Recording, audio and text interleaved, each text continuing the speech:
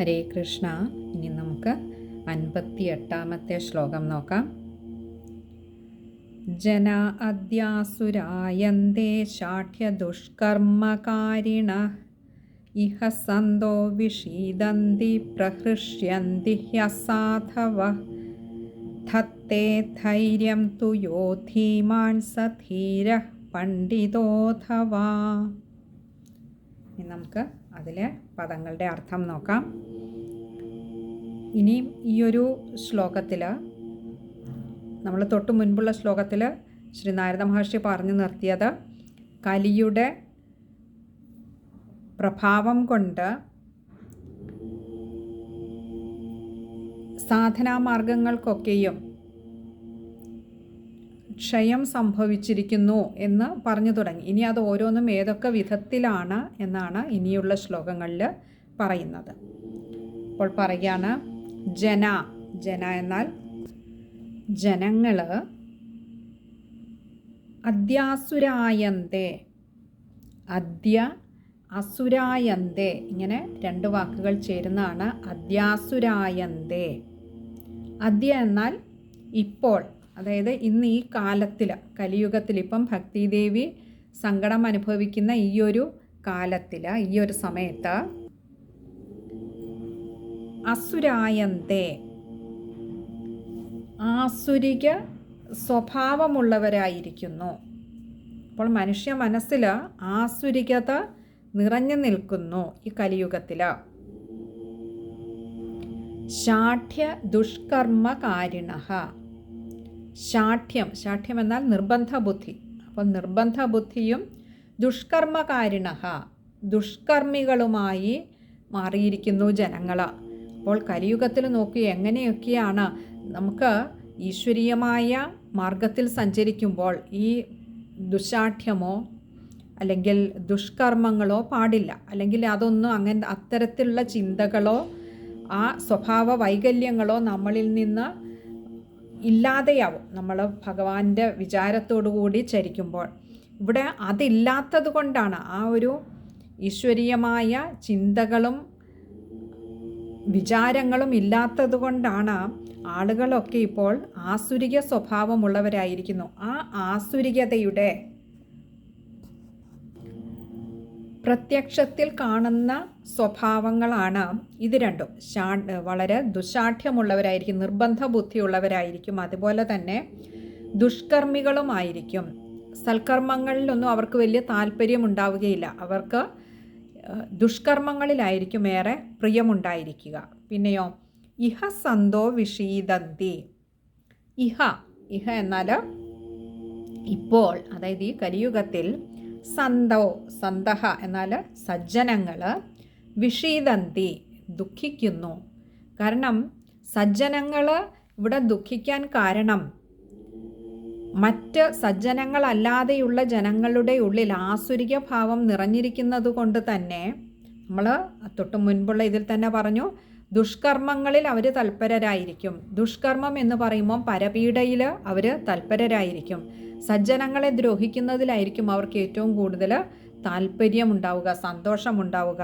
അതുകൊണ്ട് തന്നെ സജ്ജനങ്ങൾ എപ്പോഴും ദുഃഖിക്കുന്നു. തന്നെയുമല്ല, പ്രഹൃഷ്യന്തി ഹ്യസാധവ, പ്രഹൃഷ്യന്തി എന്ന് പറഞ്ഞാൽ സന്തോഷിക്കുന്നു. ആര്? ഹ്യസാധവ, ഹി അസാധവ, ഇങ്ങനെ രണ്ട് വാക്കുകൾ ചേരുന്നതാണ് ഹ്യസാധവ. ഹി എന്ന് പറയുന്ന അവിടെ ഉറപ്പിക്കുകയാണ്, ഉറപ്പിച്ചു പറയാണ് അങ്ങനെയാണ് എന്ന്. ആര്? അസാധവ എന്ന് പറഞ്ഞാൽ അസാധുക്കളായ ജനങ്ങൾ, സാത്വികത കുറവുള്ളവർ, ദുഷ്ടന്മാരായിട്ടുള്ള ജനങ്ങൾ പ്രഹൃഷ്യന്തി സന്തോഷിക്കുകയും ചെയ്യുന്നു. ഈ കലിയുഗത്തിൽ സജ്ജനങ്ങൾ ദുഃഖിക്കുന്നു, ദുഷ്ടന്മാർ സന്തോഷിക്കുന്നു. കാരണം സജ്ജനങ്ങളെ ദുഃഖിപ്പിക്കുന്നതിൽ അല്ലെങ്കിൽ പീഡിപ്പിക്കുന്നതിലാണ് ഈ ദുഷ്ടരായിട്ടുള്ള ആളുകൾക്ക് സന്തോഷം ഇരിക്കുന്നത്. പിന്നെയോ ധത്തേ എന്നാൽ ധരിക്കുന്നത് അഥവാ നമ്മൾ അവലംബിക്കുന്നത് എന്ന് പറയാം. എന്താ? ധൈര്യം എന്നാൽ ധൈര്യത്തെ. അപ്പോൾ ധൈര്യത്തെ അവലംബിക്കുന്ന അല്ലെങ്കിൽ ധൈര്യം നേടിയിട്ടുള്ളവരാകട്ടെ, ധൈര്യമുള്ളവർ തു എന്ന് പറഞ്ഞാൽ ആകട്ടെ, അങ്ങനെയുള്ളവരാകട്ടെ, യോ യോ എന്നാൽ യാതൊരാളാണോ. അപ്പോൾ യാതൊരാളാണോ ധൈര്യം നേടിയിട്ടുള്ളത് അഥവാ തൻ്റെ മനസ്സിനെ ജയിച്ചിട്ടുള്ളത്, അതുമല്ലെങ്കിൽ ഈ ദുഃഖങ്ങളിൽ നിന്നൊക്കെ പുറത്തു വന്നിട്ടുള്ളവർ, അങ്ങനെയുള്ളവർ ധീമാൻ സ ധീര പണ്ഡിതോധവ. ധീമാൻ എന്ന് പറഞ്ഞാൽ ബുദ്ധിമാനാണ്. പിന്നെയോ സ എന്നാൽ അവൻ, ധീരഹ ധീരനെന്നും, പണ്ഡിതോധവ പണ്ഡിത അഥവ, ഇങ്ങനെ രണ്ട് വാക്കുകൾ ചേരുന്നതാണ് പണ്ഡിതോധവ.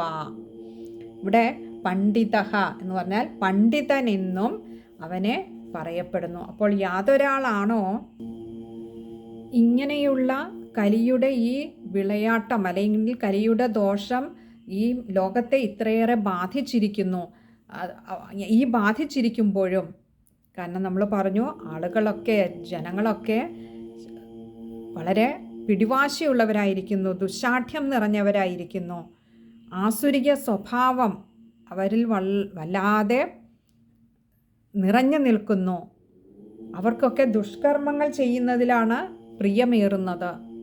അങ്ങനെയുള്ള ഈ ആസുരിക സ്വഭാവങ്ങൾ നിറഞ്ഞു നിൽക്കുന്ന ജനങ്ങളുള്ള ഒരു കാലഘട്ടത്തിൽ സജ്ജനങ്ങളുടെ എണ്ണം കുറവായിരിക്കും.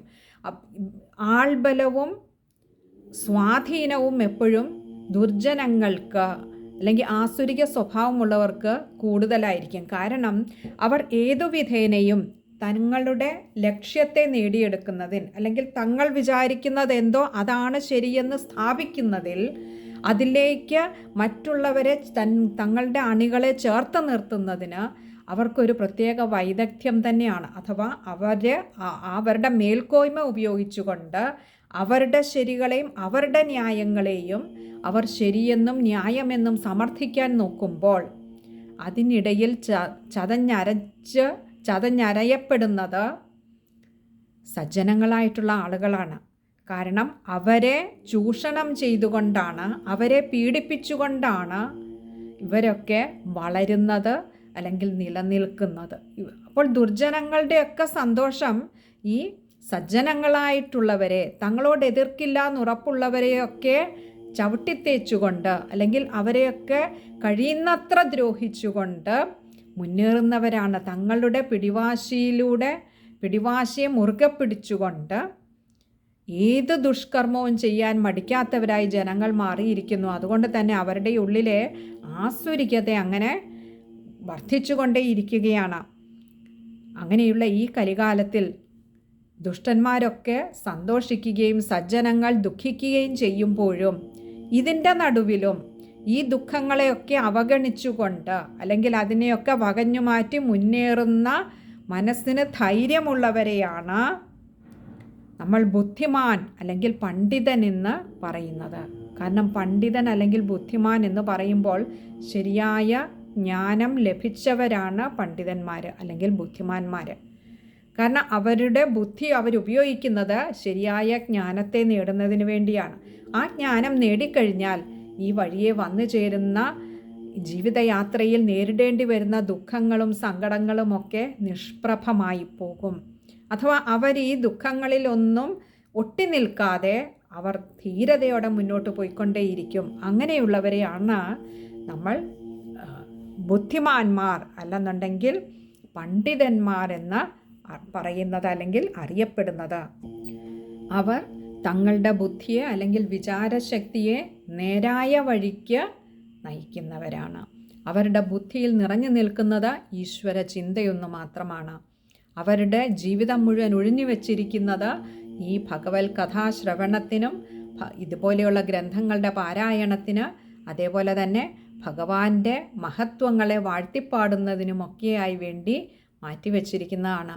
അതുകൊണ്ട് തന്നെ ഈ വഴിയിൽ വരുന്ന ചെറിയ ചെറിയ സങ്കടങ്ങളൊന്നും തന്നെയും അവർക്ക് അതിനെക്കുറിച്ച് നമുക്കൊരു കാര്യത്തെക്കുറിച്ച്, ഒരു ദുഃഖം ജീവിതത്തിൽ വരുമ്പോൾ അതിനെക്കുറിച്ച് ചിന്തിച്ചുകൊണ്ടിരുന്നാൽ മാത്രമേ ദുഃഖം അറിയുകയുള്ളൂ.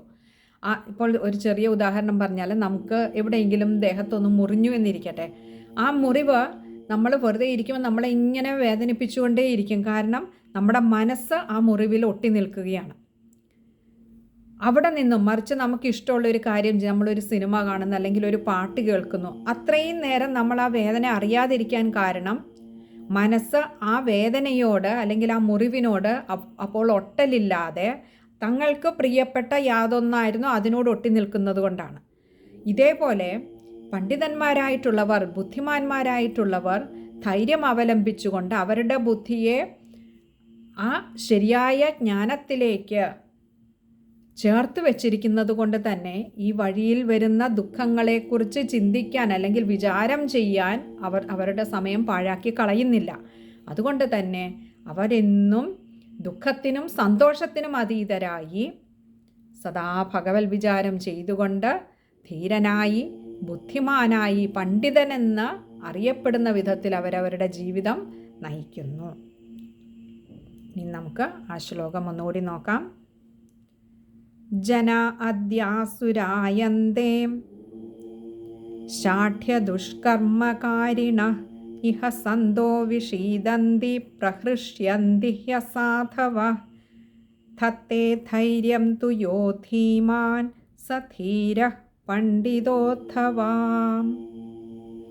ഇനി ആ ശ്ലോകം വായിക്കുമ്പോൾ ശ്രദ്ധിക്കേണ്ട കാര്യങ്ങൾ,